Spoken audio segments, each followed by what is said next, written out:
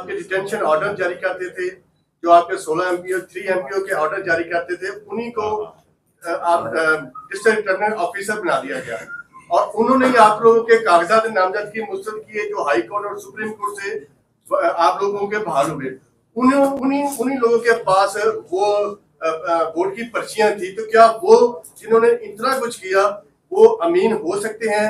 और उनके ऊपर उनको आप बावर नहीं करवा सके, तो उनसे आपको कैसे इंसाफ मिल सकता है इलेक्शन कमीशन से, जिसने आपको 45 और 47 भी चेंज किया? देखो, वो इलेक्शन कमीशन पे हम बारहा कह चुके और यही आरओज पे हमारा मौक़िफ़ बड़ा क्लियर है कि आरओज जुडिशरी से होने चाहिए थे रादर देन एग्जीक्यूटिव से। वो हमने डिसाइड कर लिया था और हमने उनको ये मौक़िफ़ पहले से पेश कर दिया था। हमारा किसी आरओ पे कोई भी एतमाद नहीं था। अभी काउंटिंग वाले प्रोसेस को भी आपको कहा, हम बहुत अभी मैंने जिक्र भी आपको कर लिया कि ये एक जो लोधरा वाली सीट है, विद इन 4 आवर्स उन्होंने ये लाखों वोट कहे कि हमने काउंट कर दिए और टॉप पे लगा के 14,000 वोट 1,34,000 से कम करके 1,20,000 पे ले और कहते हैं जी दूसरा कैंडिडेट हुआ है और इलेक्शन कमीशन सोता रहा। इसलिए इलेक्शन कमीशन हम बारहा कह चुके हैं, हमारा इलेक्शन कमीशन पे कोई एतमाद नहीं है। हमने पाकिस्तान तहरीक इंसाफ के भी आपसे, खान साहब के भी आपसे इनके खिलाफ रेफरेंसेस भी फाइल करेंगे, तो उसमें हमारा कोई इमरान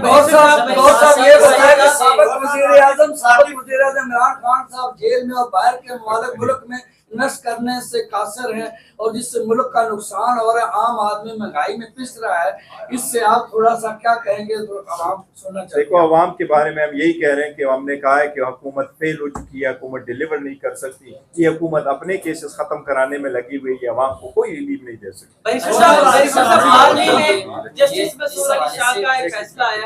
और उस फैसले में उन्होंने वादे किया है पीएमएलएन के खिलाफ अगर फैसला आता है तो वो जजेस पर तनकीद करते हैं, आपके खिलाफ फैसला आता है तो आप जजेस पर तनकीद करते हैं। कब तक ऐसा चलता रहेगा? नहीं, देखे, जहां तक जजेस है, हमने जजेस को हाजिर तनकीद नहीं बनाया, हमने एक मौके पर रखा हुआ, वो ये कि इस डिसीजन से हमें मायूसी हुई और हम यही कह रहे हैं कि सुप्रीम कोर्ट के चाहिए था इसको लार्जर कैनवस में देखते कि बैकर और सुप्रीम कोर्ट की जजमेंट अगर आप उठा लें उसमें सारे फैक्ट्स का तस्करा नहीं हुआ है, इसलिए हमने किसी जजेस पे नहीं किया। हम ये कह रहे हैं कि अगर आप ओवरऑल देखते हैं तो हमारे इन मैनेज ने तो पिटीशन नहीं फाइल करनी, अब तो टाइम बाढ़ हो गई, ये तो पिटीशन फाइल नहीं कर सकते। सुप्रीम कोर्ट का तरीकाकार यही रहा है कि जो ट्राइब्यूनल जा चुके हों, सुप्रीम कोर्ट सब्सीक्वेंट इवेंट्स को अकाउंट फॉर करती हैं और ऐसे क्लोज केसेस को रीओपन नहीं करती। डायरेक्शन दे दी थी ट्राइब्यूनल को कि रिकाउंटिंग का पहले फैसला आप कर लो।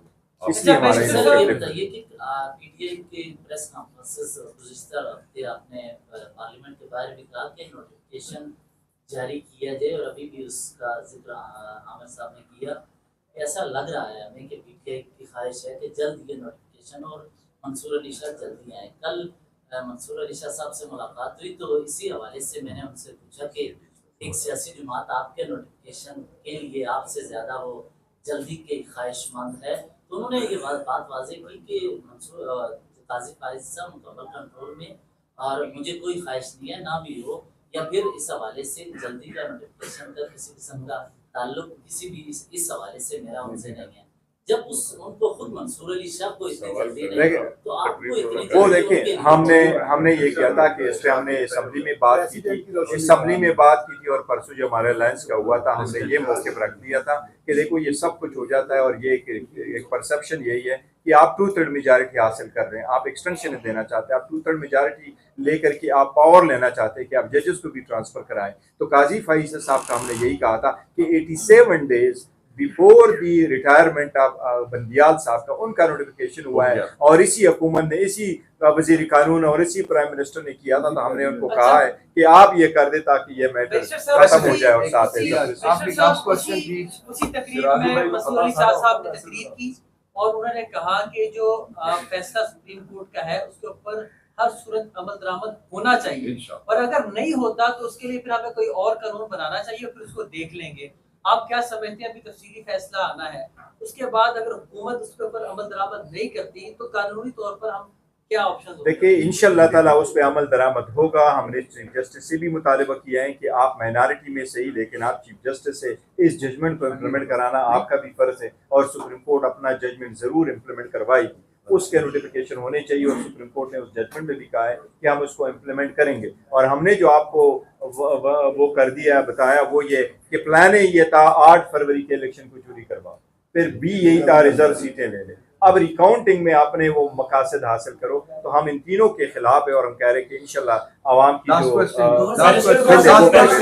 फरमाइएगा, आपने एक्सटेंशन की बात की तो इस पे जरा रोशनी डालिएगा। एक तो अगर किसी को एक्सटेंशन मिलती है तो वो हुकूमत किन बुनियादों पे देगी, और आपने अभी इंसाफ का तज़किरा किया कि फैसले मन गढ़ हो रहे हैं। अगर बिलफर्ज किसी को एक्सटेंशन मिल जाती है तो इंसाफ को कहाँ खड़ा देखते हैं अगले दौर में? देखिए, सुप्रीम कोर्ट की जो जजमेंट्स है वो किसी भी तरीके से ये इख्तियार पार्लियामान को भी इवन हासिल नहीं है कि वो जो basic structure of the constitution है जिसमें इंडिपेंडेंस ऑफ द जुडिशरी है वो चेंज हो। ये इंडिपेंडेंस ऑफ जुडिशरी पे बड़ा असर करता है। अगर आप जजेस को एक्सटेंशन दे दे और उसकी जो मुद्दत मुलाजमत है उसमें आप तफसील करो। पहले दिन से ये वाज़ेह है कि जज साहिबान सुप्रीम कोर्ट के 65 पे ही रिटायर होते हैं। हम इसके खिलाफ है कि आप एक्सटेंशन ना दे। वकला मूवमेंट ने भी अनाउंस किया है कि हम इसके मुखालिफ हैं और ये नहीं होना चाहिए, और हम भी यही। शुक्रिया, थैंक यू, बहुत मेहरबानी। गौर साहब ये बता दीजिए कि क्या जो चीफ जस्टिस काजी फायज़ ने ये जो फैसला दिया है, इस फैसले के बाद आप क्या समझते हैं गौर साहब कि जो काजी फायज़ बाद में बात करते हैं सर, अभी हमने कहा एक मिनट थोड़ा सा टाइम है, क्या उन्हें एक्सटेंशन मिलने जा रही है, ये बता दें। नहीं, इंशाल्लाह ताला देखिए। हाजी साहब